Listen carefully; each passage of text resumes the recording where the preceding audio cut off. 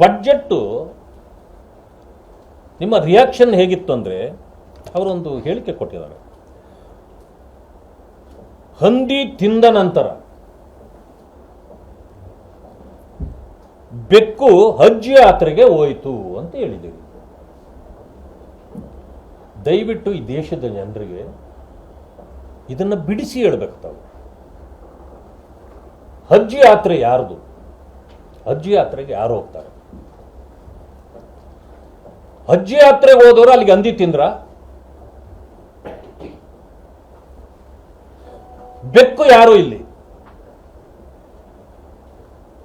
ಹಂದಿ ತಿಂದ ಬೆಕ್ಕು ಹಜ್ ಯಾತ್ರೆಗೆ ಹೋದ ರೀತಿ ಬಡ್ಜೆಟ್ ಇದೆ. ಇದು ದೇಶದ ಜನರಿಗೆ ಅರ್ಥ ಆಗಿಲ್ಲ.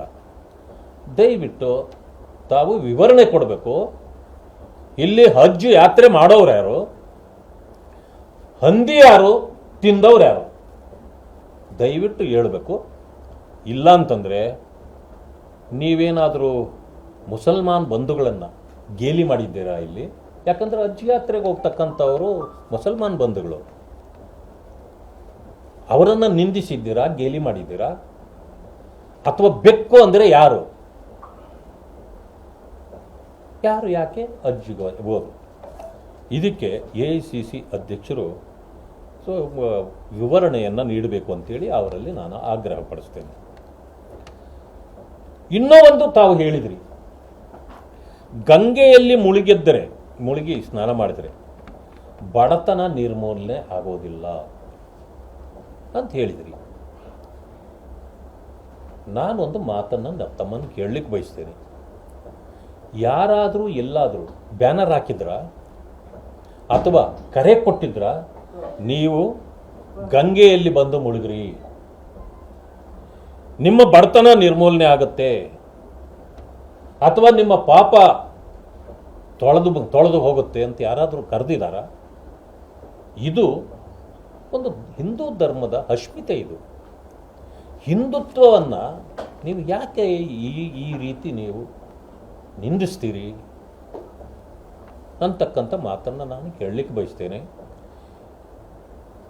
ಇತ್ತೀಚೆಗೆ ಮಾನ್ಯ ಖರ್ಗೆಜಿಯವರು ಕರ್ನಾಟಕ ರಾಜಕಾರಣ ಮಾಡುವಾಗ ಅವರಲ್ಲಿದ್ದ ಆ ಪ್ರಬುದ್ಧತೆ, ಆ ಘನತೆ, ಆ ಗೌರವ, ಜನರೊಟ್ಟಿಗಿದ್ದ ಆ ಸಂಬಂಧಗಳು ಬಹುಶಃ ಎಲ್ಲವನ್ನು ಅವರು ಕಳ್ಕೊಂಡಿದ್ದಾರೆ. ಅವರ ಬಾಯಿಂದ ಬರ್ತಕ್ಕಂಥ ಪ್ರತಿ ಮಾತಿನಲ್ಲೂ ವಿಷಕಾರಿ ಅಂಶಗಳು ಕಾಣ್ತವೆ. ಇದು ಪ್ರಜಾಪ್ರಭುತ್ವ ವ್ಯವಸ್ಥೆಯಲ್ಲಿ ಸರಿಯಾದ ಕ್ರಮ ಅಲ್ಲ. ದಯಮಾಡಿ ತಾವು ಇಂತಹ ಯಾರೋ ಅಪ್ರಬುದ್ಧರು ಇಂಥ ಮಾತುಗಳನ್ನು ಆಡಿದರೆ ಅದಕ್ಕೆ ಬೆಲೆ ಇರುವುದಿಲ್ಲ. ಆದರೆ ತಾವು ಇಂಥ ಮಾತುಗಳನ್ನು ಆಡಿದಾಗ ಜನ ನಿಮ್ಮ ಬಗ್ಗೆ ಇಟ್ಟಿರ್ತಕ್ಕಂಥ ಆ ಗೌರವವನ್ನು ತಾವೇ ಕಳ್ಕೊಳ್ತೇವೆ ಅಂತಕ್ಕಂಥ ಮಾತನ್ನು ಅವರಿಗೆ ಹೇಳಲಿಕ್ಕೆ ಬಯಸ್ತೇನೆ. ಆದರೆ ಪ್ರಿಯಾಂಕಾ ಖರ್ಗೆ ಅವರ ಬಗ್ಗೆ ನಾನೊಂದು ಸ್ವಲ್ಪ ತೀಕ್ಷ್ಣವಾಗಿ ಮಾತಾಡಬೇಕಾಗತ್ತೆ. ಅವರು ಪ್ರಬುದ್ಧರೋ ಅಪ್ರಬುದ್ಧರೋ ನನಗೆ ಗೊತ್ತಿಲ್ಲ. ಹಿಂದೂ ಧರ್ಮದಲ್ಲಿ ಸಮಾನತೆ, ಸ್ವಾಭಿಮಾನದ ಬದುಕು ಕಟ್ಟಿಕೊಳ್ಳಲು ಸಾಧ್ಯವಿಲ್ಲ ಅಂತಕ್ಕಂಥ ಹೇಳಿಕೆಯನ್ನು ಕೊಟ್ಟಿದ್ದಾರೆ. ನಾನು ಅವರನ್ನು ಕೇಳಲಿಕ್ಕೆ ಬಯಸ್ತೇನೆ, ತಾವು ಯಾವ ಧರ್ಮದವರು ಅನ್ನೋದನ್ನು ರಾಜ್ಯದ ಜನತೆಗೆ ತಿಳಿಸಬೇಕು. ನಿಮ್ಮದು ಹಿಂದೂ ಧರ್ಮವ ಅಥವಾ ಬೇರೆ ಯಾವ ಧರ್ಮ ನಿಮ್ಮದು ಅನ್ನೋದನ್ನು ತಾವು ತಿಳಿಸಬೇಕು. ಮೊದಲನೇದು, ಒಂದು ಸಮಯ ತಾವು ಹಿಂದೂ ಧರ್ಮದವರೇ ಆಗಿದ್ದರೆ ಇನ್ನೊಬ್ಬರು ಬಹಳಷ್ಟು ಜನರು ಹಿಂದೂ ಧರ್ಮದವರೇ ಆಗಿರ್ತಾರೆ. ಆದರೆ ನೀವು ಧರ್ಮ ಪಾಲನೆ ಮಾಡ್ತಕ್ಕಂಥದ್ದು ಬಿಡುದು ನಿಮ್ಮ ಸ್ವಂತ ವಿಷಯ, ನೀವು ಸ್ವತಂತ್ರರಿದ್ದಾರೆ. ಆದರೆ ಇನ್ನೊಬ್ಬ ಹಿಂದೂವನ್ನು ನೀವು ಹೀಯಾಳಿಸ್ತಕ್ಕಂಥದ್ದು ಎಷ್ಟು ಸರಿ? ಇನ್ನೊಬ್ಬರನ್ನು ನಿಂದಿಸ್ತಕ್ಕಂಥ ಅಧಿಕಾರ ನಿಮಗೆ ನಮ್ಮ ಬಾಬಾ ಸಾಹೇಬ್ ಅಂಬೇಡ್ಕರ್ ಅವರ ಸಂವಿಧಾನ ಕೊಟ್ಟಿಲ್ಲ.